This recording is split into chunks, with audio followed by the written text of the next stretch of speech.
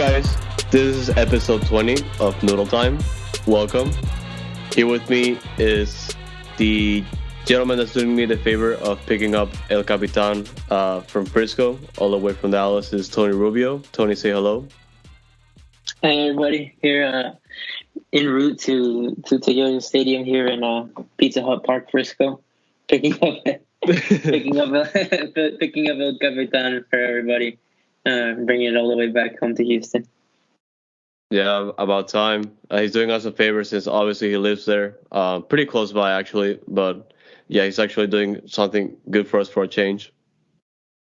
Yeah, we need a representative up north over here, so somebody has to do it. Oh yeah, also while he's fitting my Jordan from the basement, even though he's already fired. Well, yeah. Yeah, I mean, it's been a while since we've had an episode.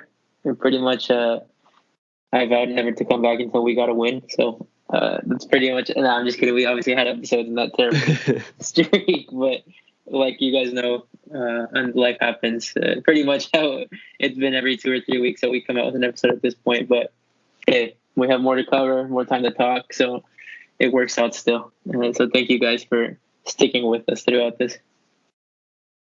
Oh yeah, of course, and yeah, it's been a wild couple of weeks. Obviously, we've tried our best to record, but obviously life got in the way, and yeah, we along the way we're trying to adjust our schedules to record as soon as possible, and yeah, we finally got the time today to do so. But yeah, because of that, we'll try to go ahead and round up all the news that we missed, as well as the games. And yeah, it's gonna be a good one. Hopefully not as chunky as the last episode, but we'll see what we can do. And just before we get started, Ko-fi.com/Dynamic Foxtrot. You know it. You know it. You love it. Kenny Kabner, Wilson Calvert. You know those guys. The guys that support our show. We love them. So just a general shout out really, because guys like them, and obviously you guys that keep tuning into our episodes and read our stuff are awesome. So just a shout out, really. Yeah, I mean, Webb Tilton, stop spending your money on Subarus and bring it over here, baby. Yeah, Webb. Come on, Webb. enough with the orange Subarus, Webb. We get it. Oh yeah. If you ever get a chance to support us, just check us out on Ko-fi. It should be linked on the notes, and yeah, just in case you want to check it out, just do so. And with that out of the way, let's get into the show. Let's go ahead and get started with the news that we missed over the next couple of weeks. So the first one, Rachel Daly becoming the Dash all-time goal scorer with 29 goals.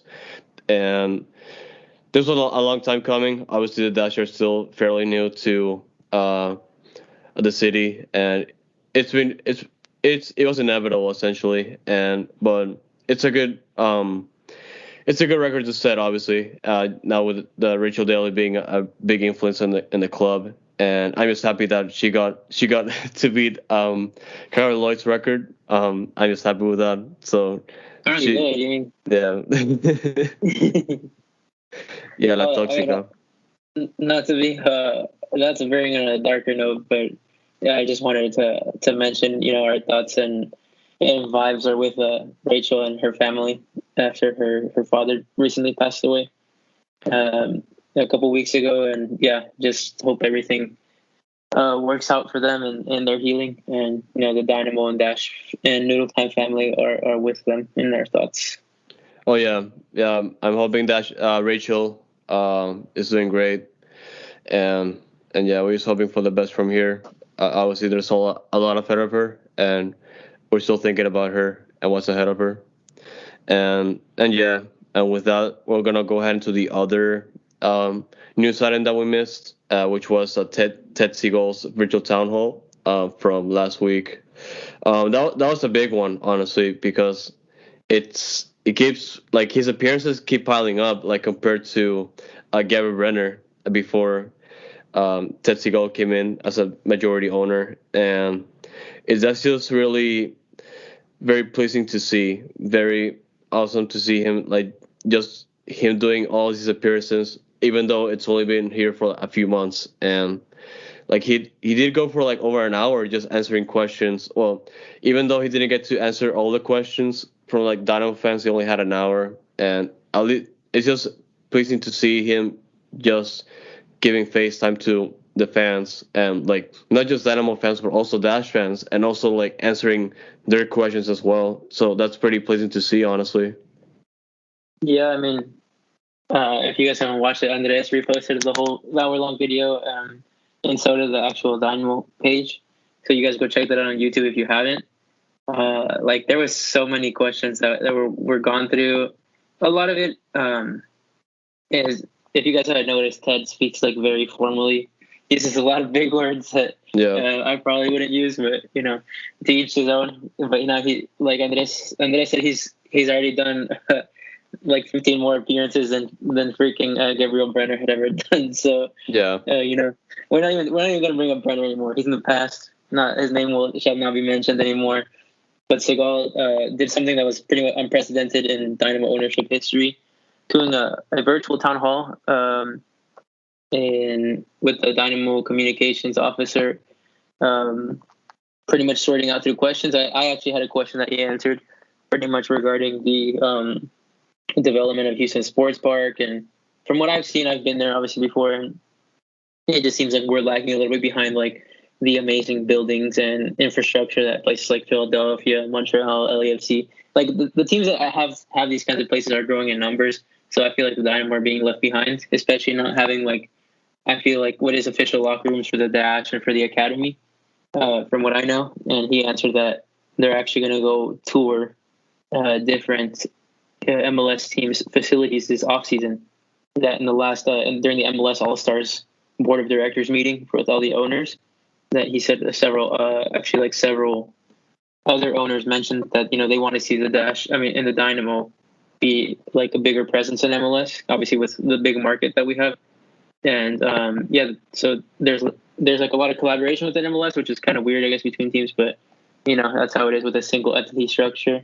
And that he's going to go check out some different facilities throughout the offseason to start pretty much planning for what the Dash and the Dynamo could have at Houston Sports Park. He mentioned specifically how it's pretty much like an open plan over there. If you guys have been over there, it's so much open space, a lot of nothing actually over there. So who knows? Maybe in a couple of years we could see a Dynamo Dash mega facility. Fingers crossed.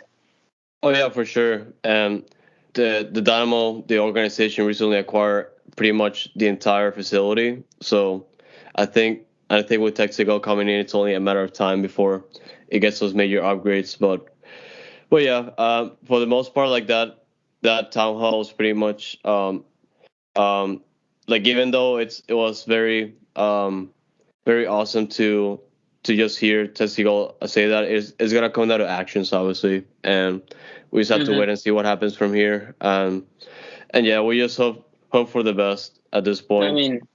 He did mention specifically that. I can't quote him specifically, but he said something how next season, fans will see that we won't be in the bottom half of spending, something like that.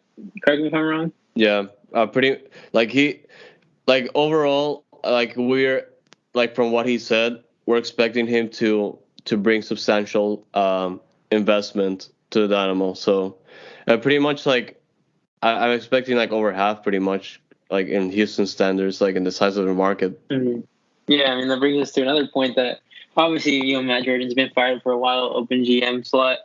Ted Segal has mentioned that in Glenn Davis' show and then his town hall that he wants to try to have a GM here by mid-fall. So that, I know that could be October, that could be November, depends on how you classify fall. But, kind of that arbitrary place there. Me and Andres were just talking before the episode, we hope to find a GM before the season ends so they can kind of at least just observe and see how the day-to-day is. But if there's going to be substantial investment coming from Segal and the Dynamo, I really hope we have a really well-vetted and great GM in place that can responsibly spend that money. So let's see, what are some of the names that I've seen thrown around, like Craig Weibel, Pat Onstad, obviously, and there's a lot of other guys that from other MLS teams that could be considered. So once we get more information on that, we can cover that in one of the later episodes later on in the season. Yeah, I'm gonna say right now though, if Pat Onstad joins the Dynamo, I'm gonna do a bet. If Pat Onstad joins the Dynamo, I'm gonna buy. I was thinking about buying Jose Bisama's jersey, maybe. Like it has to be What something the? good. It has to be something good though. No. You have to buy a retro Kevin Garcia jersey. Oh yeah, that's a better one. Okay, I'm gonna do that. If okay, I'm gonna say right now so everyone knows. If Pat Onset joins the Dynamo, I'm gonna buy a Kevin Garcia a retro jersey. Like it has to be a Dynamo one though, or Let's go. yeah, a Dynamo Kevin Garcia jersey. It's Do gonna you, do happen. you, do you remember? If you guys don't know, me and Andres kind of collect a lot of random Dynamo stuff. Yeah, I've actually deleted the Depop and the eBay app off my phone, so I don't buy random random crap anymore. But there was a time where me and Andres would pretty much send each other listings like every week and see what we like can for buy. Dynamo jerseys, yeah. But there was a Pat Onstad 2006 goalkeeper jersey on sale. Somebody Yeah, that said the thing. bid. They said the bid for like $20, and me and this other guy were in a bidding war, and it went all the way up to like $150. And I was like, dude, what am I doing? I can't spend $150 on this. And this dude beat me out by like $1, even though in the Man. end. So I was this close to getting the Pat Onstad 2006 goalkeeper jersey, but for one reason or another, it didn't happen. Yeah, that thing was a diamond right there. Diamond in the rough that never happens, and yeah, it's kind of like it's yeah, it's pretty tempting because I'm still out there just looking for a Ricardo Clark jersey, but yeah, we're getting out sidetracked though. But yeah, This is I this is did the do. prime conversation. Yeah, before we go to the next subject though, yeah, like I did this last time when Kiki joined a Montreal Impact, and I did buy like a Montreal Impact jersey before they rebranded though, because that it was I hate the rebrand.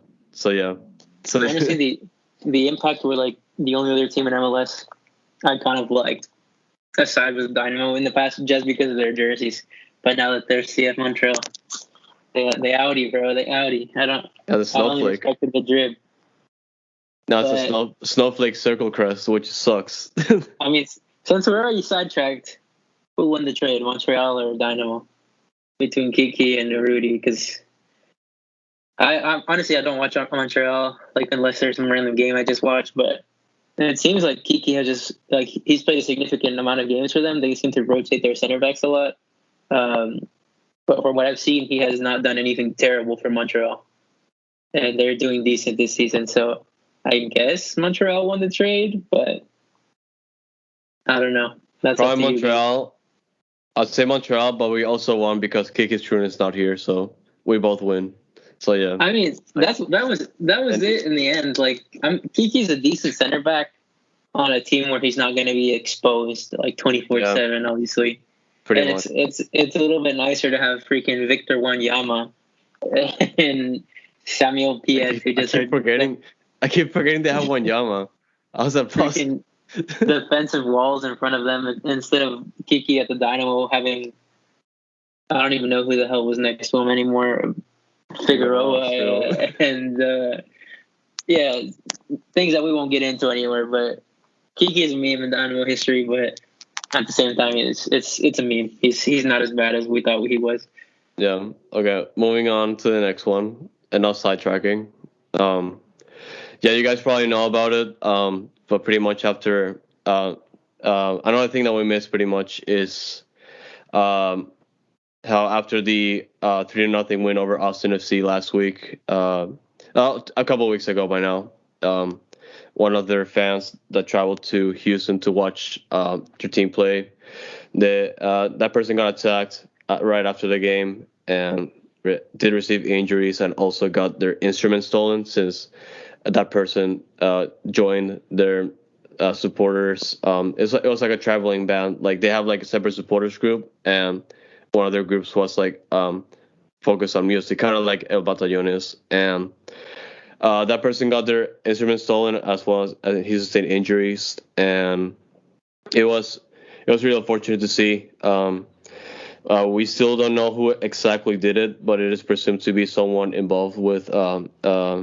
EB El Batallon, which is really unfortunate to see, honestly. And they made like a ton of EB members over time, and just that one person that, or individuals. We still don't know who actually did it, but it was just really, really disappointing to see a really bad behavior on our part, which really says a lot about some of the fans that we have, and it's really just disappointing to see, really, in general. In any situation is never good at all. And yeah, that happened, and about a week, a few days later, actually, La Murga ATX, which is the band where the individual is involved with, that also traveled to Austin. They set up a GoFundMe, and Dynamo and Austin FC fans raised more than $8,000 for the Austin FC fan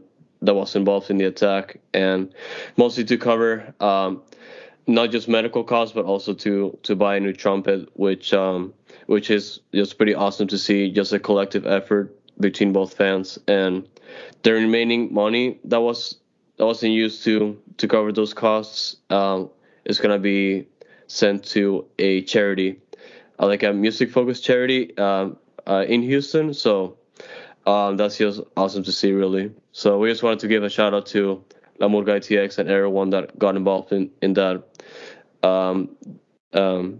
campaign, really, which is just awesome to see. Yeah, and we definitely, obviously, I think we can speak for the whole Dynamo fan base and for Noodle Time supporters and listeners that we don't condone any violence in our stadium or at any time, anywhere. On behalf of any soccer fan, especially Dynamo fans, like whether you like it or not, when you guys are at those games, when you guys are wearing orange, wearing anything representing our club, you're representing all of us, and it's really disappointing to see that this would happen there and in the East End, outside of the stadium, in the stadium, whatever. Like, we understand there's a supporters group, supporters culture, but come on, man, we're not in Buenos Aires, or I mean, obviously that's not a slight to Buenos Aires or anything, especially if you're listening, but obviously where there's more of the Barra Brava mentality that exists, that's not necessary here in Houston. It's not necessary in MLS. So come on, guys, like cut the violence out, and let's all enjoy the game how we're supposed to. Obviously, people are going to be annoying other fans. That's kind of the spirit of the game. So let's show it to them on the field with our support, with our team, and not with violence, obviously, because that's never cool. Oh yeah, well said. And yeah, let's enjoy the game, y'all. And yeah. With out of the way, the only fighting I'm gonna do is on the sticks in FIFA. So if y'all want to hit me up, come on. That's the only acceptable fighting, yes. Yes. And yeah, and let's move into the other news that we missed. It hasn't been officially announced yet, but BBVA Stadium is now PNC Stadium, which was expected because PNC Bank did acquire BBVA Bank like months ago. The process started last year, but it was completed just a few months ago. And like I said, it hasn't been officially announced or anything, but BBVA Stadium is going to be named into PNC Stadium only because the signing that says PNC Stadium can be seen right now outside of the stadium, and it's kind of awkward. Noodle Time is now covering corporate mergers, if you guys didn't know. Yeah. So, no, I mean, obviously it's going to happen since BBVA does not exist anymore as a bank in the U.S., slowly being changed over. So I don't know how that sounds, PNC.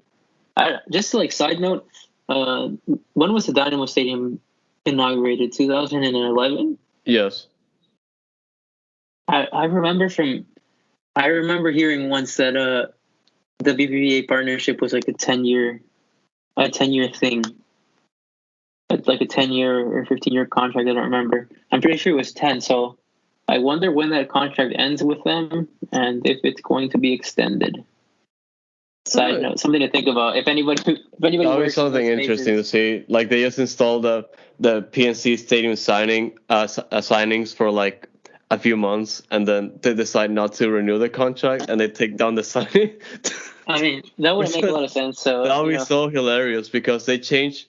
So like a couple of years ago they changed it from BBA Combat Stadium to BBA Stadium, and then they changed it to PNC Stadium. And if they don't renew the deal, Yeah, it's gonna be their name. That's gonna be hilarious. there's no way those signs are cheap at all. So Yeah. like I said, I just remember hearing that. I don't know if that's true, that contract was a certain amount of time, but I mean that would be interesting to see if that's an extended thing now that PNC takes it over. Obviously, the Dynamo and Dash haven't been the strongest like teams for fan support, so I mean we're not in those corporate meetings, so we don't know what the hell's going on there. But as long as we have sponsors that are giving us money, that's all I'm happy with. Exactly. Oh yeah, and last but not least, the Dash did beat Tigres Femenil 5-1 in a friendly, and it was a big one. Not only because Macamaya Gomera Stevens scored a brace, but also because that was Christine Nairn's last game as a pro soccer player. She did announce via Instagram that she was going to retire after that friendly to join the Houston Fire Academy. So she's planning to be a firefighter after this. So that's awesome to see, really. And she did have like a big career, not only because she won the Challenge Cup with us last year, but also because she leads the NWSL in appearances with 155 games. So that's insane. No, I mean it is, and I feel like that Tigres feminine dash game didn't get enough traction, especially like in the national market. I mean, I didn't get to see as much of the game as I wanted to, but obviously Tigres was missing a lot of players due to, I believe, Mexican national team call-ups. But I guess it's not really even footing since they were missing a lot of players. But still, a 5-1 SmackDown is kind of impressive, I guess. Yeah, Maria Sanchez didn't play that game, which was a bummer. It would be like a cool homecoming kind of thing, since the Dash she played a few games with the Dash for like just a month, and but they still hold her player rights in NWSL. So we'll see her again eventually. Hopefully, that's what I want at least. Yeah, I'm hoping. I'm hoping so, but like I thought that would have, like if something happened, it would have happened by now. But who knows what the Dash have up their sleeve? I feel like honestly, Maria Sanchez could probably. No, this sounds bad, but I feel like she seems like such a good player that I could see her going to Europe. Obviously, NWSL is also like the cream of the crop in terms of women's game, but obviously we've been seeing so many more players moving to to Lyon or PSG in the women's game, or even now moving to teams like Arsenal and Chelsea in England. So Oh yeah, it's something to keep an eye on. oh yeah, and I would respect that with the way the payment structure works here, and if she gets the right deal, obviously, I will understand really. And a move to Europe is not that bad either, even though I mean, NWSL is pretty competitive. that's what I'm kind of, I guess it's a good segue. We weren't planning on talking about this, but if you guys didn't realize or hear, obviously the Leagues Cup exists. Last night, Leon beat Seattle Sounders in the existing competition, but starting 2023, Liga MX and MLS have announced that they're going to pause the season for one whole month during the summer. They didn't specify summer, but I believe it will be the summer. Most likely, yeah. And they're going to do like a World Cup style tournaments between Liga MX and MLS.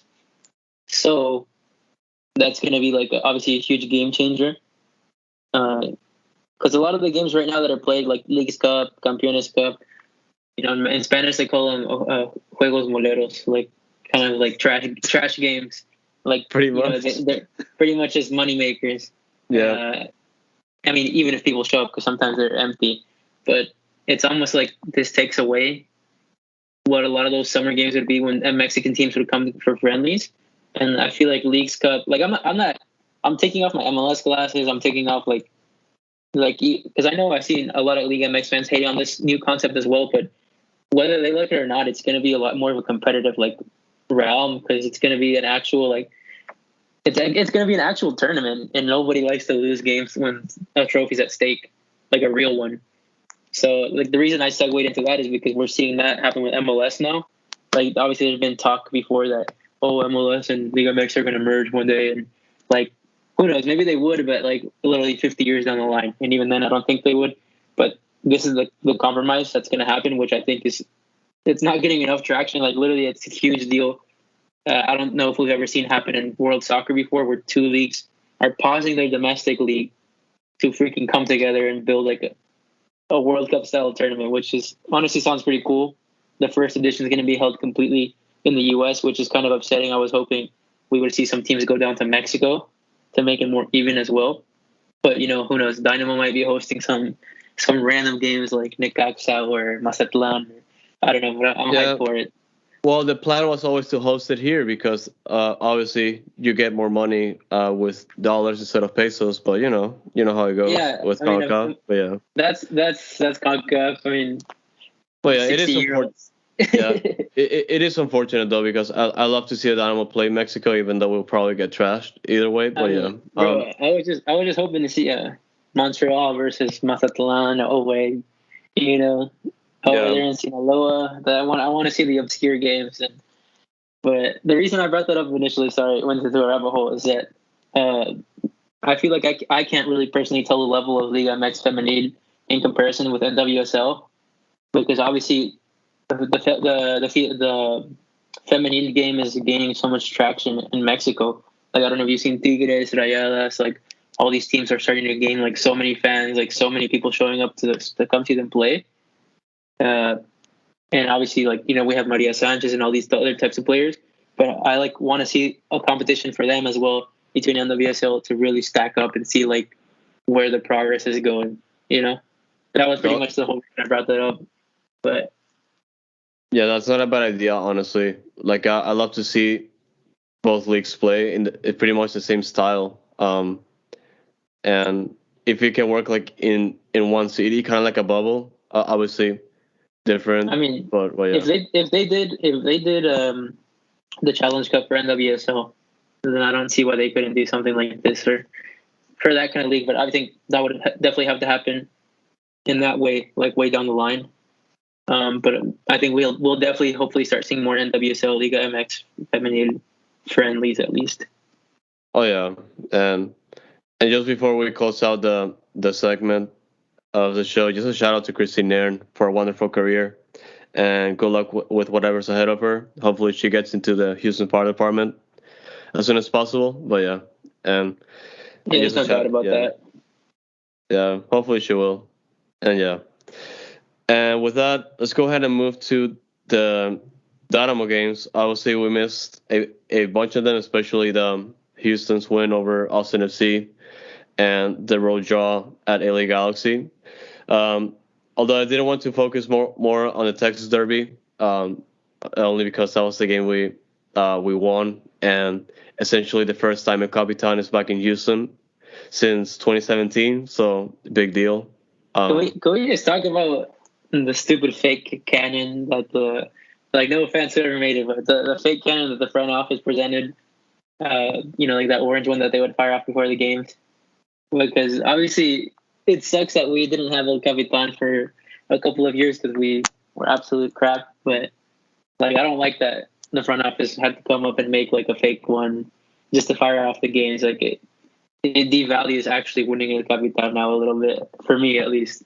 Just being a purist, but that's a side note. At least we actually have the real thing now to use. Yeah, it's interesting because so the orange cannon, which is not a Capitan, was actually dedicated to Leo Ponce, which is like one of the hardest core Dynamo fans that there've been, and he unfortunately passed away. But that was years ago, obviously, and the front office did dedicate that cannon to him because, like, just for his memory, as well as the little row, Leo's row, which can be found like in one of the all support section, like close to the southern end, the south end, and yeah, it's kind of odd. Obviously, like a lot of people. Thanks for making me sound like a no. That's not my point. That's not my point. I'm kidding. I was trying to say that it's quick for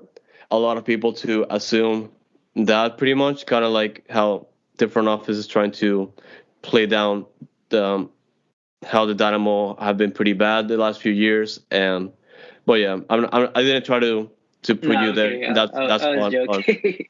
I didn't remember that was dedicated to Leo. To be honest, obviously rest in peace. I remember when I first started like covering the Dynamo for some random website when I was in high school. I remember when I like went to training once and I remember I interviewed like a Goose and David Rocha but I would just go sometimes and I remember that's where I met Webb and like started hanging out with him just at trainings. But Leo Ponce would be there and that guy like he was not rude at all. Like literally was so nice and actually gave me a few pointers. So he was definitely like the Dynamo OG and he deserves everything dedicated to him. But that's still like putting that aside. The canon was still like a cheesy thing that they could have honored him in a different way. And like oh, yeah, I for think sure. they need to respect the competitive part of El Capitan because that means a lot to the fans whether they like it or not.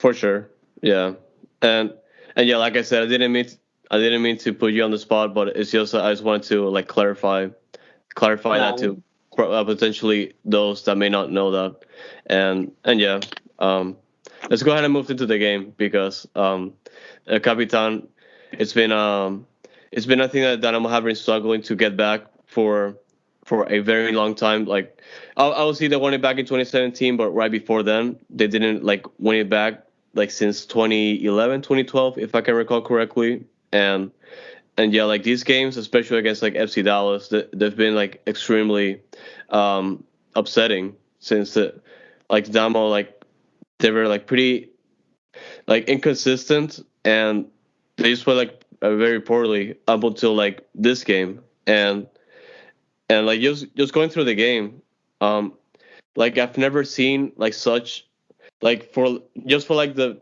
80 minutes, the first 80 minutes of the entire game, like that was probably like the most complete performance by Dynamo this season and overall like against FC Dallas in like the last few years. And it's been pretty impressive, honestly. Like I don't know how they managed to do it. Like even though like FC Dallas, obviously this year they're not pretty consistent, but they're still a pretty talented team and pretty hard to control.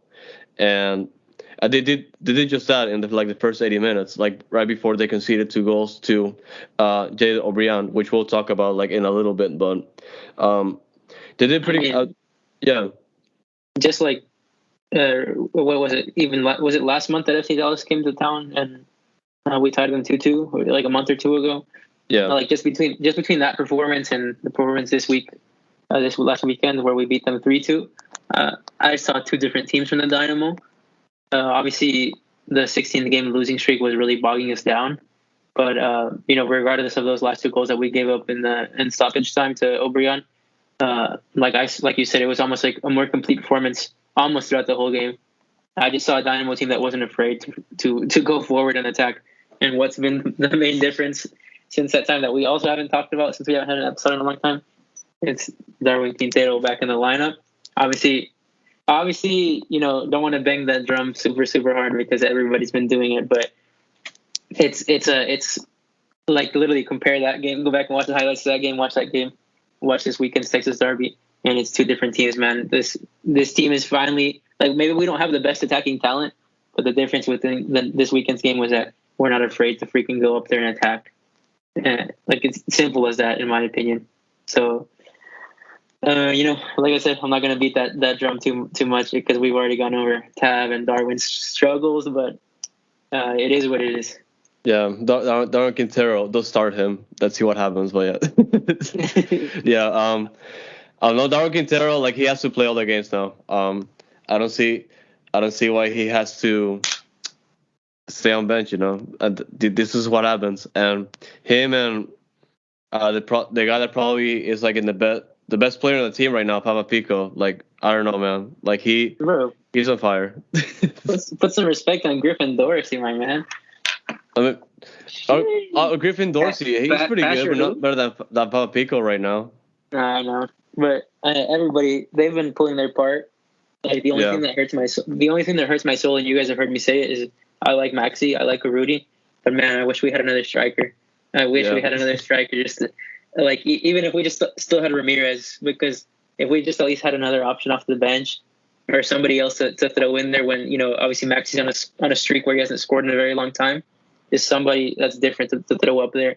They would put the ball in the back of the net, and it would probably be great for Maxi to come off the bench every now and then and not have the pressure to start and score right away. But I'm not going to get into that either because it's obviously something we've talked about throughout the season. But if we just had a backup striker. Oh yeah, and I brought up Papa Pico not only because of the current his current form right now. Like he has right now 10 goals in the season, and in the last 3 games 4 goals. That's insane. And because Rudy he did start. He had a pretty good start to the season, but obviously he fell off, and pretty much the Dynamo are going to need a striker, and that's the issue with them right now, that there's pretty much not a backup. And yeah, I'm just glad I found Pico just picked up the tab for him. Pun intended. Pun intended. Oh yeah. I mean, no, you're right, because I think we've seen all season where we've been so ticked off how we've seen cross after cross after cross, and nobody's in the box to finish them. And at least now, if there's not a striker finishing them, we have Fafa finding Dorsey on the back post. We have Dorsey finding Fafa on the back post. And this is without Pasher in the lineup, who that's been kind of a broken record this year. We know the freaking talent he has, but obviously the injuries have just kept him off the pitch this season. So at this point, obviously we'll probably see Pasher before the season ends, but keep that guy wrapped up and bubble wrap. Please rehab him for next season, and let's bring him back. Obviously, because we know the talent Pasher has, but having Dorsey, having Pasher, those two options on the right wing is definitely a huge plus for us. Yeah, Teenage Hadebe, man. I've been impressed by him so far. Ricardo Pepi in his back pocket, he effectively is an infectious player. Literally, of the past, I like to say 2 to 3 weeks. I've been on Twitter, and literally the only thing I see almost every day, Ricardo Pepi's name. I don't want to criticize Pepi because he's an amazing player on an awesome form. Obviously, with the national team, he scored his first goal with them, and literally Teenage Hadebe comes in, puts him in his back pocket, and completely neutralizes him, and that's good to see, honestly. He's a teenager still, but he did what he had to do. So credit to him. I mean, I was reading just somebody's take on Hadebe, and it's not as bad as we've seen with other players in the past. But it's almost like he's so aggressive sometimes that you're scared he's gonna pull a red out of nowhere or injure somebody. But so far it's I see it's more aggressiveness with finesse, because he still seems like he's taking calculated risks. But I mean, who can we compare that to in the past? I feel like Fuad Mayor is somebody in the past who, when he was playing, and he was playing semi well, you would still expect him to absolutely kill somebody randomly and get a red card. Probably Raul Rodriguez, but yeah. I put some respect on that guy, dude. Absolute legend. But I prefer Agus, but yeah. Somebody I wanted to bring up, a point that I wanted to bring up is that Fafa's been taking all the penalties this season, and then in the last game, it didn't really seem like they fought over it, but Darwin got that penalty. Obviously, he's hasn't been in the side much, but I think that's definitely a good sign that Fafa was at least able to put his ego aside and give Darwin his first goal of the season. Obviously, he still had to finish it, but Fafa's a player that feeds off of confidence, as we can see right now in the form he's in. And it was hard, obviously, in that 16-game season to hear 16-game losing streak, to hear criticisms, hear a lot of talk. But obviously, people are always going to talk. We're going to talk. We probably said things too. We love Fafa. Yeah. And it's just good to see that, even though he has an ego, which is great, we want players that are confident, that he can put that to the side and give somebody like Darwin the respect he deserves. So that's dope. But I also love Fafa's passion for absolutely hating FC Dallas since they let him go. He definitely has the grudge on his back that they cut him. And man, we love to see it, bro. He's Dino through and through. Oh yeah, like it's been for that like that since day one. I don't know if you recall like preseason. Like it's been pretty much. I'm a Dynamo player now. Like I love Houston now, and you just love to see it, man. You love to see it, man. So, I mean, this game obviously kind of breaking it down a little bit more. Like Andres said, it got kind of messy. I think in the 86th minute when Javier Obreon scored his first goal. Obviously, something that we haven't covered yet is Adam Lundqvist came off with a pretty nasty injury. We have not officially heard. We have not officially heard what it is yet. Adam did post on Instagram, I think yesterday or past day or two. He said he was going to be out for a couple weeks, so maybe it's not as bad as we thought, or maybe I don't know, maybe just lost in translation. But fingers crossed that it isn't something super serious for Adam. At this point in the season, obviously, bearing a miracle, we're not going to make playoffs. Obviously, we'd have to win like every single game and still have results go our way. But at this season, it wouldn't be the worst thing in the world if Adam just sat it out, recovered, and got ready for next season so he could be healthy. But all our wishes there. And Junqua, he can come and do the job. But man, Obreon smoked him. Yeah, Junqua didn't have a good game that time around, and yeah, like he was pretty much he got around Junqua pretty easily, and like over the 86 minute and towards stoppage time, like he did manage to get those 2 goals, and like with that, and also the stoppage time, I believe they did put 7 minutes of stoppage time, but then it reached like 10 minutes because of the penalty, or not the penalty, sorry, like other fouls, and because FC Dallas and Dynamo kept stopping play, but it was getting there, like it was getting into the Dynamo second half vibes, like It was getting into those vibes, and I was like, oh god, here it comes, and then it doesn't happen. And I got scared for a very I was honestly on such a high for being up 3-0. Like I was so psyched that we were up 3-0 that nothing could ruin it. And even once they scored 2 goals, I was like, it's good. And then they got like a corner kick in the 95th minute, and that's when some fear struck into me. But yeah, thankfully we didn't screw that up. I was actually pretty upset for Michael Nelson not to get his shutout at home versus FC Dallas. That would have been great to see. That's another point to talk about Michael Nelson. Obviously, the people want to see a hometown kid play, who's been waiting for his chance for so long. And he's come in and done the job. I mean, you can't really complain about what he's done. He's done the work that he needs to do. He's made the saves that he needs to save, and he's done obviously quite a few over the top saves as well to keep us in the games. And I mean, that's what you want to see. It's kind of something we've talked about before. We don't hate Marco Meric by any means, but it's hard to come into this league as an international goalkeeper and not be one of the top 5 in the league to merit, taking up an international slot, because we have so much domestic talent, and not to undervalue domestic talent, but obviously they're not going to demand this big of a contract, and they don't take up an international spot. So just comparing apples to apples, why would you pay the bigger salary, and why would you take up the international spot on a goalkeeper if the hometown kid can do the job just as well, if not better? Yeah, it's a big risk, and that's pretty much why I was against bringing in Meric initially. But yeah, like at this point, I think he has to retake that starting role. And like right before even his injury, his form was pretty terrible, and he did concede game-changing goals, and that's important to think about, really. And at this point, he has to earn the spot back, and I wouldn't be okay with taking out Nelson at this point, unless, like I said, he earns the spot. I mean, they're seeing training every day, and you can talk about earning spot, but at the end of the day, it comes down to the games. So obviously, we've seen Meric do really good things this season, and we've seen him do a couple of really bad things. But for me personally, Nelson's doing the job. He's in this team having things turned around. So you play him until you don't. Essentially, you got to give him his support.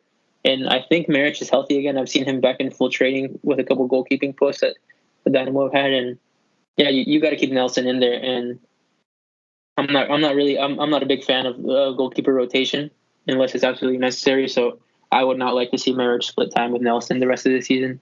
I think we've seen what we need to see, and if Nelson keeps doing the job, then it's his to lose. Yeah. And and because the Dynamo did beat FC Dallas, we kind of got their head coach Luchi Gonzalez fired. So interesting. Man, I did not expect it. Obviously, Dallas is 1 point ahead of us in the table now, but considering how bad the Dynamo have been, considering how bad Austin have been, you did not expect Luchi Gonzalez to be the first Texas coach to be fired this season, if any of them were going to be. Obviously, every team's in different circumstances, but obviously, this is not an FC Dallas podcast. We're not going to get into that whole shenanigans, but it seems a little unfair that he was let go, considering the development club status and the support that he gets. But you guys can surely go read The Athletic and The Striker to get more takes on that, or more qualified people. But obviously, this opens up a whole other rabbit hole. We don't have a GM yet, like we mentioned. We don't know if Tab is going to be the coach next year. I don't even want to give my opinion whether I want him back or not yet, because I don't know. But imagine that twist in the story if Luchi Gonzalez came in as head coach of the Houston Dynamo next year. Oh God. I'm leaving that there, bro. Because look, just like to give my straight opinion, like I admired his work at FC Dallas, and I definitely don't think he got the resources that he fully 100% should have gotten at FC Dallas. Obviously, he did a great job working up from the academy, debuting a lot of players, and obviously the Hunts want to sell, and make money. And obviously that's something that Dynamo could improve a lot on. So, I mean, if Tab does end up going out the door, I don't think it would be that weird to see Lucci in Houston. I'm not saying I want him, yes or no, but that would definitely be a trip to see him switching sides if that happens.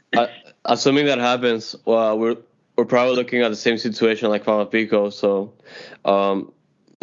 if that's the case, I would say I wouldn't be mad about it, but they let him go, and the Dynamo are just playing the game, So I don't care where you came from, as long as you're helping us win and you bleed the colors. So yeah, and I mean, I know there's other stuff to go into, but real quick, the games we missed, we beat Austin 3-0 at home.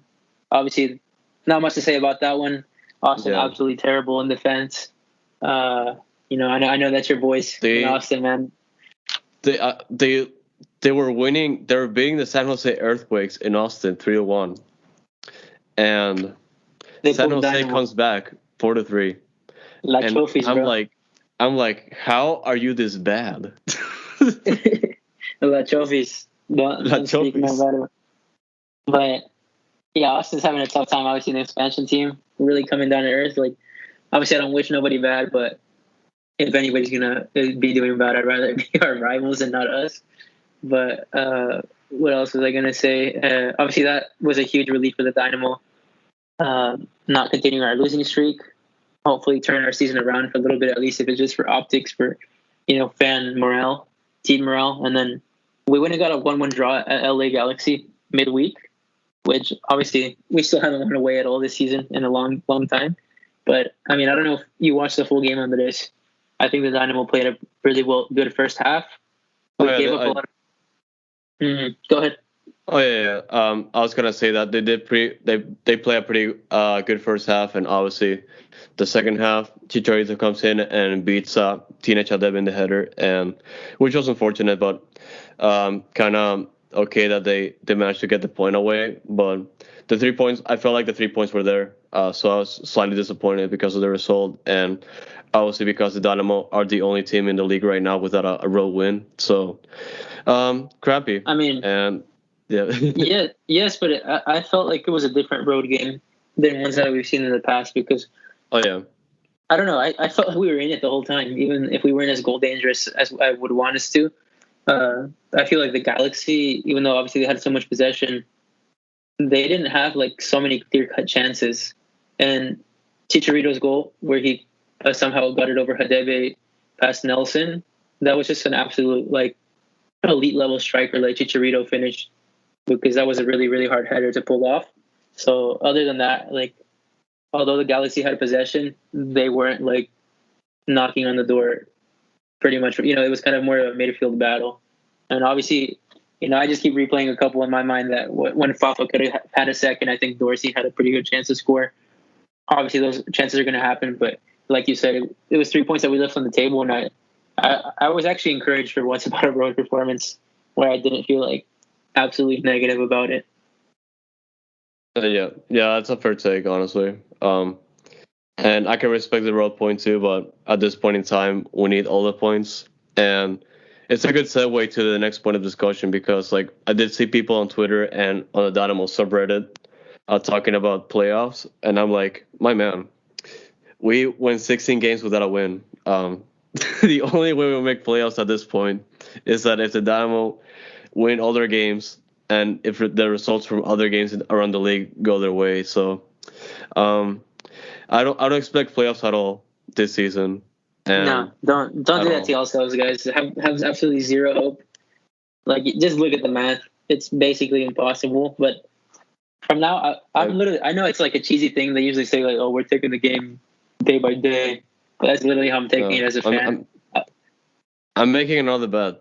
Dude, get out of here. 2 bets. You guys get 2 bets this episode because you have been nice to us. So, yeah, the first bet, y'all don't forget, if Pat Olmstead joins the Dynamo, I'm going to get a Kevin Garcia jersey. And this time, if the Dynamo make the playoffs this year, you have to get a Fox tattoo. No tattoos yet. No. Come on. No, no tattoos yet. If the tattoo is for a supporter shield, but that's for another time. So we're not getting the supporter shield this year, but next year maybe. We'll see. Next time we win MLS Cup, you got to get the Fox. Oh, that's fair. Yeah. Let's go. But yeah, no, that's not the bet though. If the Dynamo make the playoffs this year, I was thinking of doing like a giveaway maybe of like a gift card or you just like buy someone food maybe. Oh well. I have a really important discussion I need to have with you and the fans. Yes. Are we as a club moving on from the Salado meme now that Matt Jordan is gone? Because personally, respect our history, but I think it's time to turn the page. We need new memes. We're open to it, but I feel like it's up to the Dynamo's Twitter account because they're the ones that keep putting the salad memes. But I wouldn't be mad about it if we keep bringing it up. But since it's an established meme, we need new history, people. New memes. Yeah. Let's find them. Oh yeah. We need new memes, but okay. Good bet. If the Dynamo qualify for the playoffs this year, I am going to buy another Dynamo jersey. Oh, that was going to happen regardless. But I'll try to see if I can customize it with Rashid Olabiji's numbers. Oh my god. Rashid Olabiji, if you don't know him, he used to be a Dynamo player around 2015, 2016, and he doesn't play for us anymore, but he still lives in Houston, so he's like a true player, a true legend. Why does that happen so much? Like, we have players that aren't even like age of like, let's retire. I mean, careers go a certain way, injuries, people retire early, but players just stay in. Players just love the vibes in Houston. Houston is a vibe, okay, and I respect that. It's a vibe. Like, that's why I want to move back, and I'm still working on it. But yeah. Well, I haven't been to a Dynamo game in so long. No promises. I probably won't go, but I have a little vacation right now, so I'm hoping there's a pipe dream I go to the Vancouver game next Wednesday at home, but we'll see. We'll see if that happens because I have not been to a Dynamo home game since LA Galaxy opener 2020. So. Oh yeah. I cry. I've been to every game the Dynamo have come to at FC Dallas. So every time they come over here where I live, I'm there. Yeah. That was also the last time I saw you in person because like that's when the pandemic started. Holy crap, like, bro! That was so long ago. Yeah, it was. I just remember that. Yeah. Yeah. Yeah. And now sidetracking. This is like the fourth time we sidetracked this episode, and yeah. Games this weekend. Both teams are playing on the road this weekend, so you know how it goes. Dynamo, the Dynamo play at Minnesota United on Saturday, and the Dash play at Wrestling Louisville on Sunday. They're both both teams are the Dash are more likely to qualify for the playoffs, like depending on the results. But and I feel like they're the best team to like get a result on the road compared to the Dynamo. But the Dynamo are the ones that are going to need a win or a win, even though it's a road game. So we'll see how Somebody correct me if I'm wrong, but I don't think in the short time that Minnesota has existed, I don't think the Dynamo have ever gotten a win away in Minnesota from what I can remember. Somebody correct me. I don't know if we have, but Minnesota is a very hard place to go play away, especially with their stadium, with their crowd. And they have a pretty good team this year. They have been up and down, pretty inconsistent. But Minnesota at home is definitely not an easy team to play. I think they absolutely smacked the Galaxy this past weekend in Minnesota. So we'll see what happens. The ghost of Nico Hansen is going to come and haunt us. Oh, man, Nico Hansen, one of the best players last year. I wish we re-signed them, not to get into that, but has anybody noticed where the heck Mateo Bahamich has been in the last couple of games? Because my dude has just disappeared from the face of the planet since Darwin Quintero came back. And he wasn't even in the picture for the Dynamo U23 game versus FC Dallas. So if somebody knows where Bahamich is, please page us. I think he got banished to the Josebi Sama realm a while ago. But Rip. It should be getting loaned. But yeah, it's a good segue though, because we're gonna go ahead and transfer to the Dynamo Loan Army for this week. And good news, we found Josebi Sama. He actually got loaned to Charlotte Independence, even though we already covered that a while ago. And guess what? He played alongside Marcelo Palomino yesterday in their 2-0 win over Miami FC. So awesome to see Josebi Sama existing. Also, Eric McHugh, he did play in Charlton's the Batteries 3-2 loss to New York Rebels 2 yesterday, and that was also his 11th appearance with them. So good to see all of them playing at the same time. So that's just relieving, honestly. Yeah, I mean, was that really Bizama's fourth appearance for Charlotte? From what I had seen, I had never even seen him come on for Charlotte yet. Yeah, like he hasn't gotten a start yet, but he came off the bench 4 times. I did have to double check with because I did see he make 4 appearances with like through FODMAP, but like the app that I use mostly. But yeah, man, that's honestly just sad. Like, I really want the best for Bizama, because the guy was pretty much playing the same amount of time with the Dynamo, like starting every other month or something. Yeah. And now he's gone on loan to USL, and he's not even starting there. So I really hope he finds his feet, wherever that needs to be. But I hope you can tell the guy's not obviously enjoying football right now with the craziness going on. And I hope he finds his way, because, man, you hate to see that. Oh yeah, it's a weird time to be Josebi Sama. Can be me. Right. But I think that's pretty much it for the episode, guys. God bless Darwin Quintero and not Darwin Seren, because we ain't about that life over here. Quintero is the best Darwin. That's what we all know. You heard it here. Mic drop. So yeah, don't forget, Darwin. Quintero is the best Darwin, and yeah, just keep praying. Yeah, just keep praying that Josebi Sama gets more minutes. Pupusas from El Salvador for Darwin Seren, or Colombian arepas for Darwin Quintero. I still try out a pretty authentic pupusas, even though they're pretty similar to arepas, but I'm gonna hold off to that. So that's another discussion. I have to try out authentic pupusas before I make an opinion. All right, guys, that's the next live show we're having.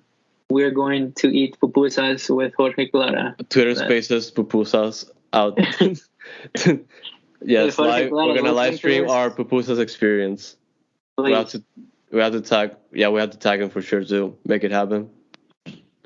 So no, that's it for the episode, guys. Pretty long one, but we had a lot to cover. Appreciate everybody supporting us like always. Hopefully, hopefully we keep turning out episodes because it's hard to do, to be honest. But it's always good to talk here with my buddy Andres and stay noodle. Yeah, of course, guys. Yeah, y'all stay noodle. Keep looking out for the new episodes. Like he said, we'll try to do our best to record as many as we can over the next few weeks. And yeah, stay chilly out there with fall coming out. Sweater weather, get those layers on and stay noodle.